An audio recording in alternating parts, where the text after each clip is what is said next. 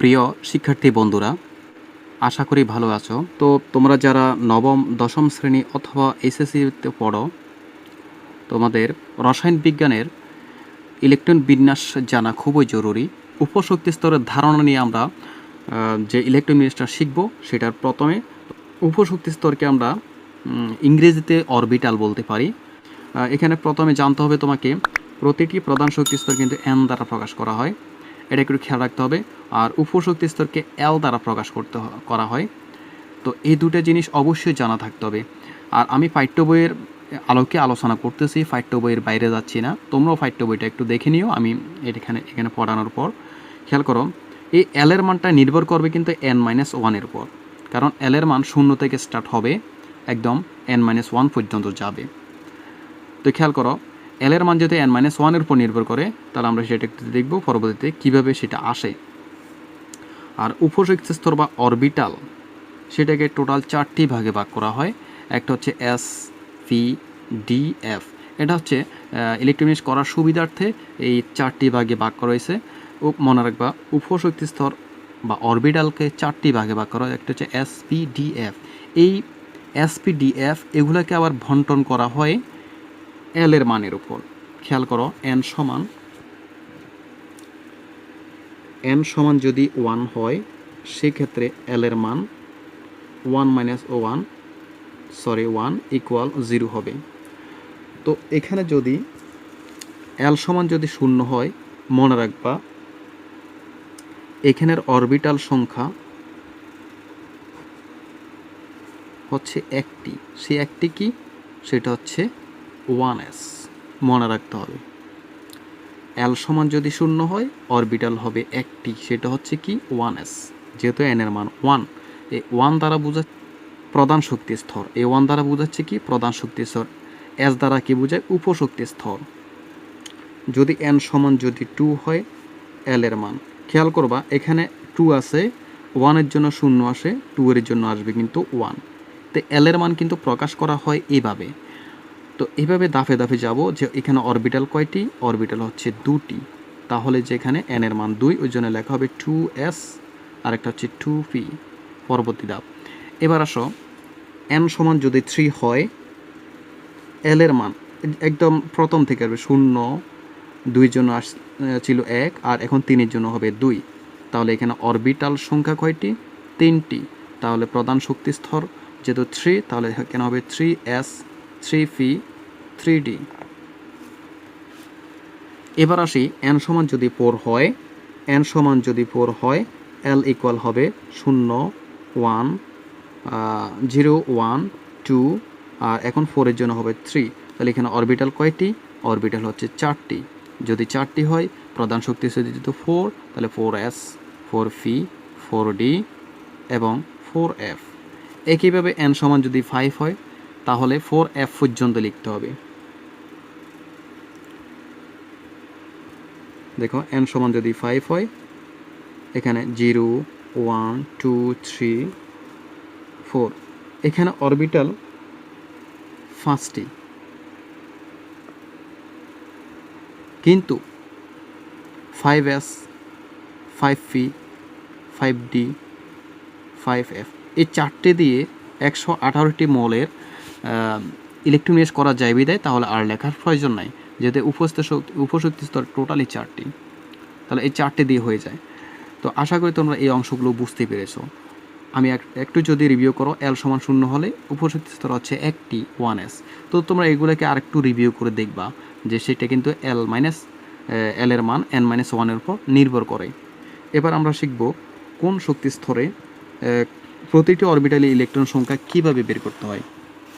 খেয়াল করো, প্রতিটি অরবিটালি ইলেকট্রন সংখ্যা নির্ভর করবে এই সূত্রের উপর। কিভাবে? 2 × 12 + 1। তো ধরে নাও এখানে আছে 1s।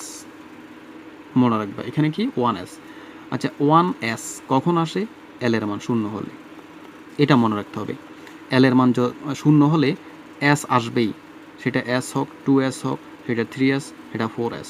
তাহলে এস যখন আসবে, মনে রাখবে এল এর মান 0।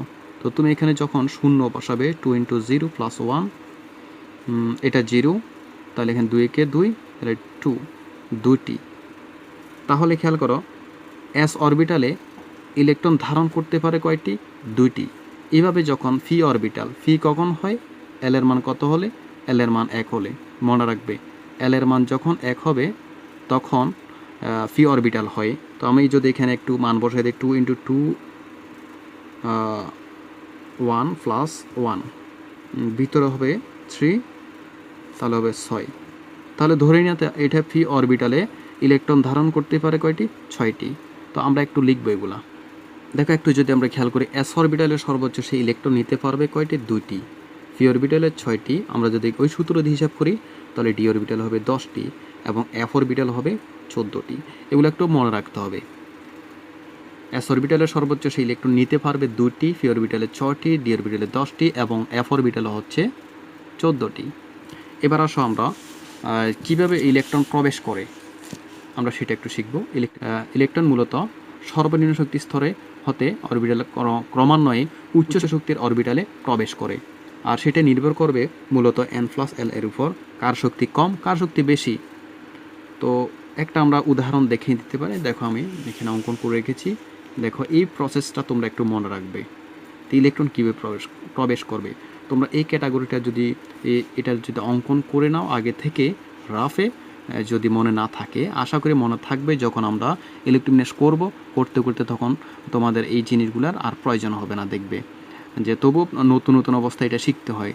এটা একটা সিরিয়াল আছে যে কিভাবে ইলেকট্রন ক্রমান্বয়ে প্রবেশ করবে, এখানে কার শক্তি কম কার শক্তি বেশি। তো আমরা এই দুই একটা উদাহরণ দিই। যেমন এখানে আছে 2p, এখানে আছে 3s। তাহলে কীভাবে ইলেকট্রন যাবে খেয়াল করো, n আর l।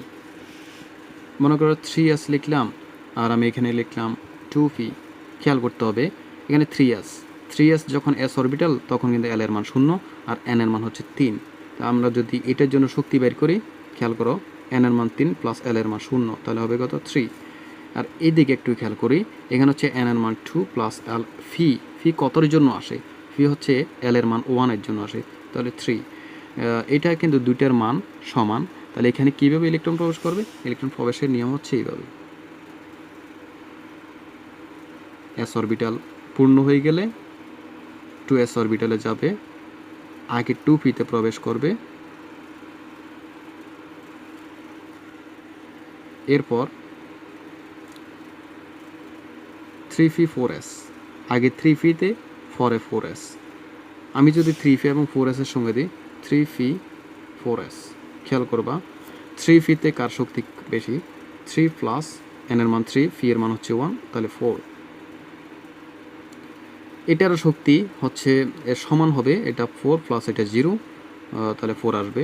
তাহলে এই ক্ষেত্রে বোঝা যায় যে শক্তি যদি সমান হয় তাহলে পি অরবিটালটা এটা আগে, যে প্রধান শক্তি স্তর যার কম সেখানে আগে প্রবেশ করবে। 3d 4p 5s এইভাবে প্রবেশ করে ইলেকট্রন। একটু খেয়াল করবা, অর্থাৎ এই দিক থেকে কেন? কারণ এগুলো ইলেকট্রন পূর্ণ হয়ে গেলে আবার এদিক থেকে আসবে, আবার এদিক থেকে আসবে, আবার এদিক থেকে আসবে। কারণ এগুলার সবগুলো কিন্তু নির্ভর করতেছে n+l এর উপর। আর এখানে যেহেতু শক্তি সমান সেখানে নির্ভর করবে কিন্তু n এর মানের উপর। কারণ n এর মানের মধ্যে খেয়াল করো এটার মান কিন্তু 2, এটার মান 3। খেয়াল করো আগে 2তে প্রবেশ করবে তারপর 3 যখন শক্তি সমান হবে। আমি আরেকটা উদাহরণ দিয়ে দিই 3d এবং 4s। 3d 4s এর মধ্যে কার শক্তি কম কার শক্তি বেশি? তাহলে দেখো 3 এর মধ্যে 3+ আর d হচ্ছে কতর জন্য আসে? l এর মান যখন 2 হয় তখন d হয়, d অরবিটালগুলো হয় তাহলে 5, আর এখানে 4 + 0 তাহলে হচ্ছে 4। তাহলে এখানে শক্তি কার কম? শক্তি হচ্ছে 4s এর কম, 3dর বেশি। তাহলে এখানে প্রবেশ করছে দেখো 4s এ আগে প্রবেশ করবে তারপর 3dতে গেল। তাহলে আমার এই জিনিসটা দেখো ক্লিয়ার হয়েছে কিনা। এখানে n+l এর মান এর উপর নির্ভর করবে কার শক্তি কম কার শক্তি বেশি। যার শক্তি কম তার মধ্যে ইলেকট্রন আগে প্রবেশ করবে, যার শক্তি বেশি তার মধ্যে ইলেকট্রন পরে প্রবেশ করবে ক্রমান্বয়ে ইলেকট্রন পূর্ণ হয়ে যাওয়ার পর। এবার আমরা দু একটা উদাহরণ দেখি। যেমন আমরা দিতে পারি প্রথমে হাইড্রোজেন 1, দেখো 1s 1। এই যে 1টা হচ্ছে ইলেকট্রন, এটা হচ্ছে প্রধান শক্তি স্তর আর এটা হচ্ছে উপশক্তি স্তর। আমি আরেকটা করি, যেমন কার্বন। কার্বন হচ্ছে 6। তাহলে দেখো, খেয়াল করো, 1s2 ইলেকট্রন পূর্ণ হয়ে গেছে 2। এবার কোথায় যাবে? 2s-এ যাবে। 2s2 এটাও পূর্ণ হয়ে গেল, কারণ ইলেকট্রন টোটাল 4টা আর লাগের কয়টা? 2টা। তাহলে এখন কোথায় যাবে? 2p-তে যাবে। 2p2। তো ইলেকট্রন হলে কয়টা? 6টা।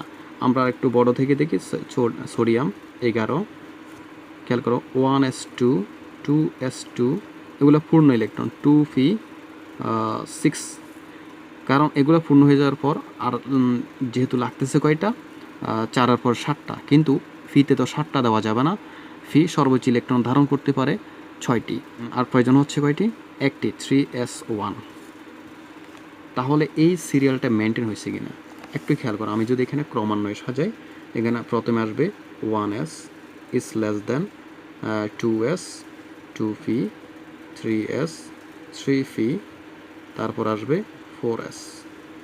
এইভাবে ক্রমান্বয়ে যাবে 3D। তাহলে সে অনুযায়ী দেখো তো এখানে হয়েছে কিনা। 1s 2, এটা হচ্ছে ইলেকট্রন। 2s 2, এটা হচ্ছে ইলেকট্রন। খেয়াল করবে, ইলেকট্রন পূর্ণ হয়ে যাচ্ছে। এগুলো উপরেগুলো হচ্ছে ইলেকট্রন। তো এগুলো সব সময় যোগফল দিয়ে মিলাবো এবং ক্রমান্বয়ে এই স্তরগুলোতে ইলেকট্রন প্রবেশ করাবো। তো আশা করি তোমরা এই প্রসেসটা বুঝতে পেরেছ। এখানে তোমাদের পর্যায় সারণীতে 118টি মৌলিক পদার্থ আছে বা পরমাণু আছে। তোমরা সেগুলোতে যে কোনোটা ট্রাই করতে পারো।